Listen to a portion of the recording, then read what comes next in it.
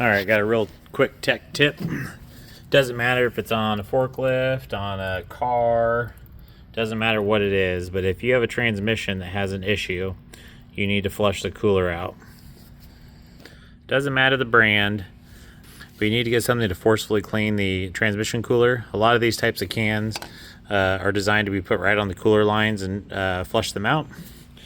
Biggest thing to remember is if your trans cooler is vertically mounted, you'll want to clean the top line down to flush it out.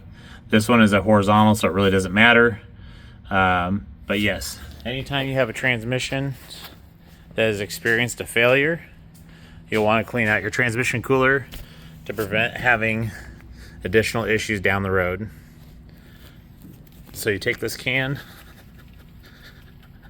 shake it up. These cooler lines are quite a bit bigger than the line on the can, so you'll want to try to seal it up as best as possible.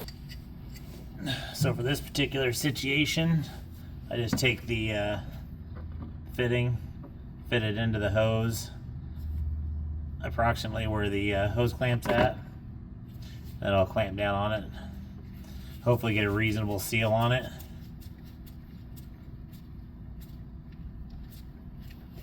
Just like that. You hold the can upright.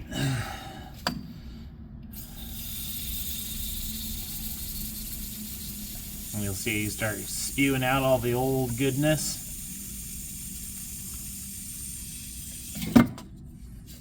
Until you drop it.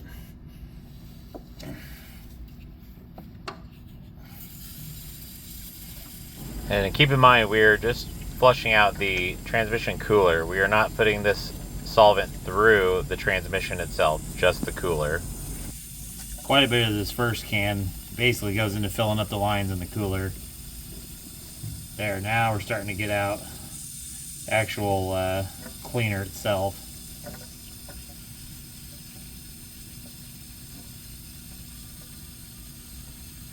So if your transmission experiences a catastrophic failure, like it blows up or something like that, pieces of metal make it into the cooler, and that's why we're doing this.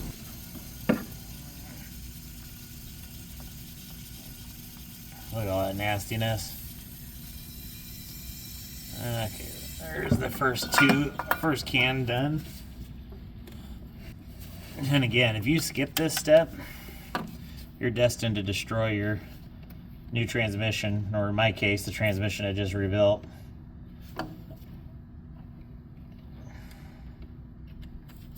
And for this project, that'd be a sad day for me. This is like a $20,000 transmission or 60 hours worth of labor down the drain.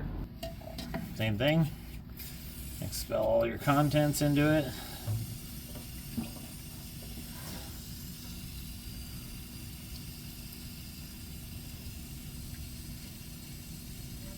This stuff kind of reminds me of like a low strength foaming Drano, but once the foam sort of dies down, it turns into more of a liquid. Mostly this is not as powerful as it seems because it's having to travel about 20 feet of hose length total. If you were closer to the trans cooler, it'd come out with a little bit more force and a little bit more foam.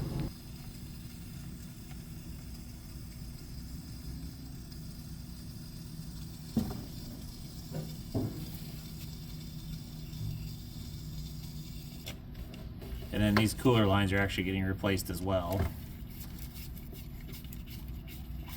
For this project, I ended up using 4 cans of the cleaner. Smaller projects like a car, usually 1 or 2 cans is plenty to get the trans cooler cleaned out and the lines.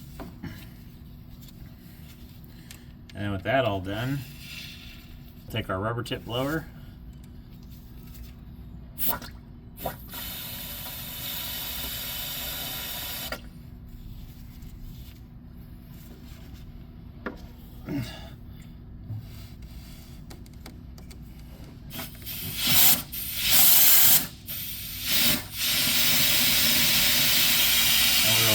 Blow that. Here in a minute you'll see why I'm doing this way out here for cleaning it instead of closer to the trans cooler, because these lines are kind of a pain in the butt to get to where they're stashed at. There we go. All clear. Now we can replace these hoses with the proper hoses. And as a side note, don't throw these out. These are like wildly useful. So go ahead and salvage those. Because you never know when you got a little line that you need to, you know, do something with. You can even bridge them together if you have to, or, you know, whatever. But these things are incredibly useful. Saves you $5 or $6 if you have to go buy them at the store. Another often neglected and overlooked item is this hose right here is proper for a cooler line that's rated for oil. What they had put on there, and what a lot of people do because it's cheaper, and they just think it's correct, but that's heater hose, which is not made to be in oil. So it breaks down, it gets all spongy, gooey, rubbery, swollen. Not what you want, because it's actually breaking down the tubing.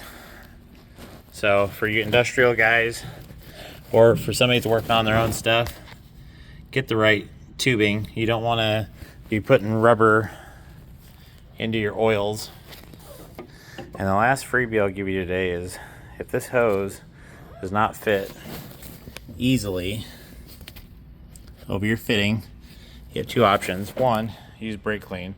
It'll make the surface of the rubber extremely slippery, and then the brake clean dries pretty quick too. Two, if it's just too tight, what you can do is take like a rubber mallet, just work the end of the hose,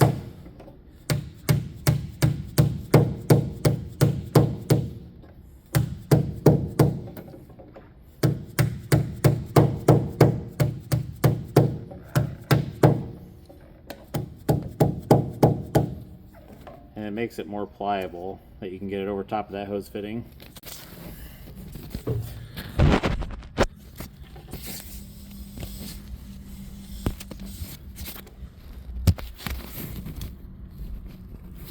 There we go, got our new lines on. Got our hose hold down on. Got the hose routed. We got those little small maintenance items out of the way. We are ready to stick the transmission back in. That's your tech tip of the day. Make sure you like, subscribe, and share. And we'll see you guys next time on Fixed-ish.